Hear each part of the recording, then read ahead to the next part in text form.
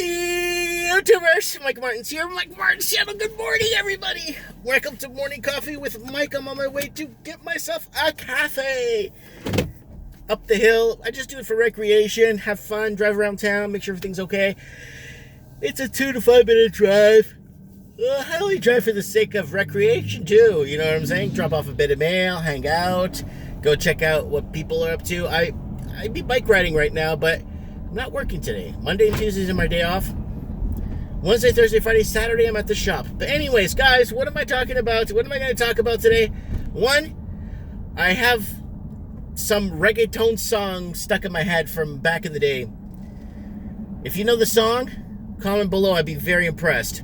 It goes like this. Ella hace todo por seducirme. Yo voy haciendo lo que ella me pide. Yo voy. Fue la siempre me quise. Yo voy. Si no estoy con ella, no es un crimen. I don't know why, but I have this song in my head and it's not coming out. And I'm trying to find it so I can play it. So once you play it, it goes away. But yeah. I usually singing salsa music a lot. Some really good rhythm salsa music, but I just got reggaeton in my head today. But anyways, what am I talking about today in Morning Coffee? Well, I'm going to leave a link below to this, because this one's kind of intriguing. I saw today an episode of the new Price is Right. How new is it? Man, it's from sometime in 1972. I'll leave a link below for you guys to watch the episode I watched on YouTube. And it is phenomenal how things were back in 1972. And how people acted, and how people reacted, and how people didn't look like bums back in the day. See, right now, if I went on the Price is Right, back in 72, I would look 100% like a bum. 100%. Woo! This guy's just reversing next to me. Woo! Anyways, yeah, I would look like a 100% bum if I was on The Price is Right today from 1972. Dressed like this. With a Muppet shirt, a cowboy hat, cowboy boots. Anyways, yeah. So that's how much things have changed. But I have respect to dress to the level of, I don't know, the level of what's happening, right? Kind of fit in, blend in a way, but keep observant. You know, fitting in and blending in is okay, but keeping your eyes open and your eyes and ears open and always observing what's happening and just understanding the go with the flow. But anyways, I love the way they were dressed. I love the way they were just so respectful to each other. Yeah, I know, Mike, it's a game show. That's how. No, it's a little different. And the prizes, and it was mainly all women on the show, and the woman was so happy when the guy goes, well, Bob, she could win a brand new washer and dryer, and she was like, and a color TV. Man, they were promoting color TVs in 1972 like NASA's going back to the moon or something, or they were promoting color TVs like today would be the iPad or the iPhone or that Apple crap. But I just use Android. But anyways, you know what I'm saying, right? So it's really interesting how, you know, she was so happy, the washer and dryer. I'm not going to spoil it because it's actually a good at the end. They don't have the big wheel to spin. I don't know when that came in, what year that came in, where they had the big spin-off for the Price is Right Showcase Showdown. It just brought back a lot of memories when I was like in the early 80s, when I started to grasp it, like watching everything around. I was born in 78, so 79, 80, 81, 82, I really started grasping things and seeing, you know, how the 70s transitioned into the 80s, and it was kind of a nice transition, and then 1983, 84 hit, and then the whole 80s fab and Cowabunga and Gnarly came out, and that became a thing with all the bright colors and the neon spandex, and movies were hitting the scene that were making the difference and pushing the limits. TV shows were just incredible. Knight Rider, Miami Vice, MacGyver, Alf. There was so much good shows out there. It was phenomenal. Mission Impossible. Wow. Yeah, I think I'm at A-Team. I love the A-Team, the intro for A-Team. In 1974, Crack Commando Unit was framed for a crime they never committed, escaping to the Los Angeles underground. They are hired through as soldiers of fortune. If you could find them, you could hire the A-Team. If you could find them, and you could hire I can't even remember how it went, but yeah, that was. Why do you think they spin off these shows in remakes, like on Family Guy, and making fun of it? Not making fun of it, but bringing it back. Why? Because those were the best times, you know? The best times. So if anyone was around in their early years in the 70s, comment below. I'd like to know what happened. Like, you know, I know what happened, but I mean, I don't know what happened, because you know why? I wasn't there. Right? What happened in the 70s, guys? How was it? How free was it? Tell me in detail in the comments below. The birds chirping in the air, the spring in the air, women just beautifully dressed everywhere, the plaid. I think plaid was it. Hi, can I get an extra large dark roast coffee with 1 cream? That's everything? Yes, ma'am. Thank you. Thank you. You know what I mean, right, guys? I'm talking about like the whole plaid thing was in for a while. The whole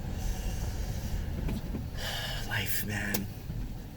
How are you, my brother? Nice hat, eh? You like my hat? Yeah. I look cute, eh? Thank you. Yes. I'll see you later. See you later, yeah. So it's sunny outside.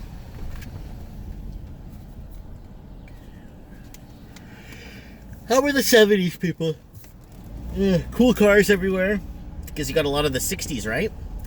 Because a lot of the 60s cars went, obviously, into the 70s, right? You had this Firebirds, Trans Ams, Corvettes everywhere. And then you laughed at everyone that had a Honda back in the day, little Hondas. Those little square Hondas. And Toyotas, everyone would kind of like, look at this guy, look what he's driving, you know? It's one of those robot cars from China or whatever, Japan or wherever they're made. But yeah.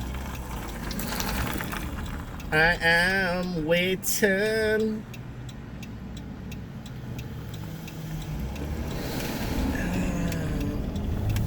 I hate being stuck in the middle of the street with a red light for 3 seconds.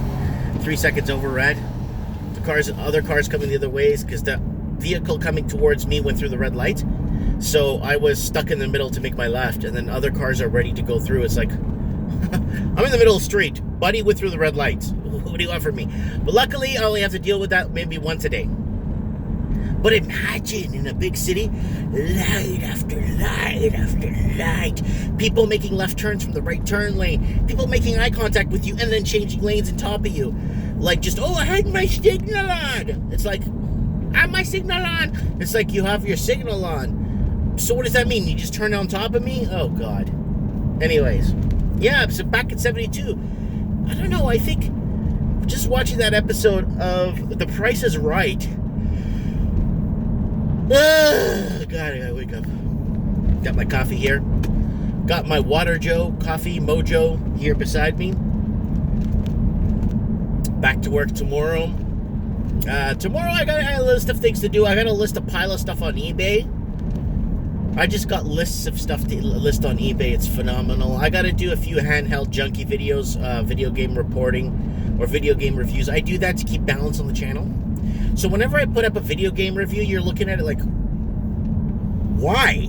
Why? Because once you start tagging stuff as video games and they check it and the tags match, they're like, oh, okay, so this is a very diverse channel. He's not out there to get the man, right? So you got to keep it diverse. You got to keep it. And plus, I have a video game review channel that I have separately in case they kill this main channel. Yeah, I got to do some video game. I have a pile of video game reviews that are piling up. I got to get done. I want to do some more yearbook videos. Yearbook videos on my channel are really good. Go to my channel and check yearbook videos. Really good. I'll leave a list at the end if I remember to go ahead and check out yearbook videos. At the end of this video, you'll see a little square thingy. But yeah, The Price is Right. The new Price is Right from 1972. A fresh look at how people behaved and dressed and acted, and were people robotic? Were people robots back in the day? See, a lot of people, millennials, will look at this. A lot of millennials will look at this and say, no, those people were robots. They weren't free. They weren't allowed to think. Yeah, they were allowed to think. And they thought right. You know, a lot of people would look at that and say, no, Mike, this is not good. Now we're free, and then we have all this now and all that. And it's like, yeah, they're just doing that to dumb down the population or to make things more worse for the next generation. 100 years from now, I won't be alive to tell people how good things were in the 70s and 80s. Maybe these videos might still be up. Who knows? I don't know. But 100 years from now, none of us will be alive. So there's no way we could prove. Right? And because everything's, well, duh, Mike, someone could just pick up a magazine from that time. No, because they're going to be gone. They're going to make sure they're gone. And you know what else they're going to do? They're going to change history. Because it's all digital. And they have to change history to indoctrinate the changes in that they want to. Oh, it was always like this. Well, Mike Martins isn't alive 100 years from now to tell us it wasn't. And that's the sad part. We blissfully go through life blinded through history. I'm going to coin that. We blissfully go through life blinded in history. Why? Because what's really happening isn't being recorded, and what really happened wasn't recorded. Plain and simple. Yeah.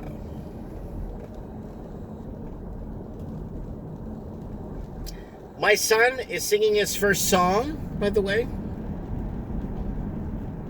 And he's singing White Wedding by Billy Idol.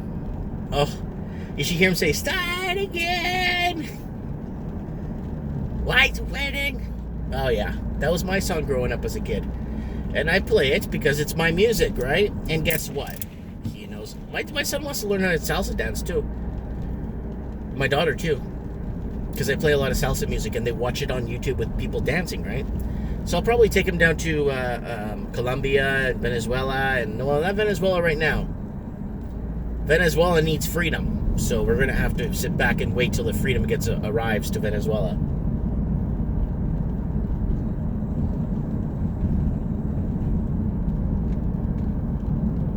Heading back, checking things out, making things work.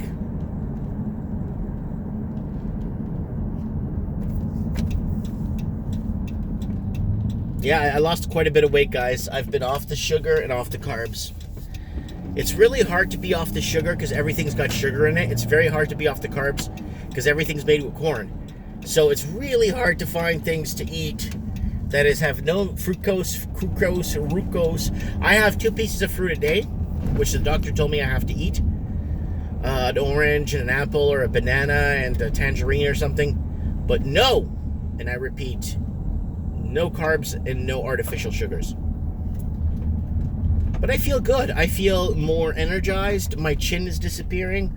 I just feel more focused when I don't eat carbs. Anyways, comments are there below for you guys to comment on this video. Let me know what you guys think. I'd like to know. Thank you for watching, and you guys have a fantastic day. Down below, I'm going to leave the link for That Price is Right. Thanks for watching.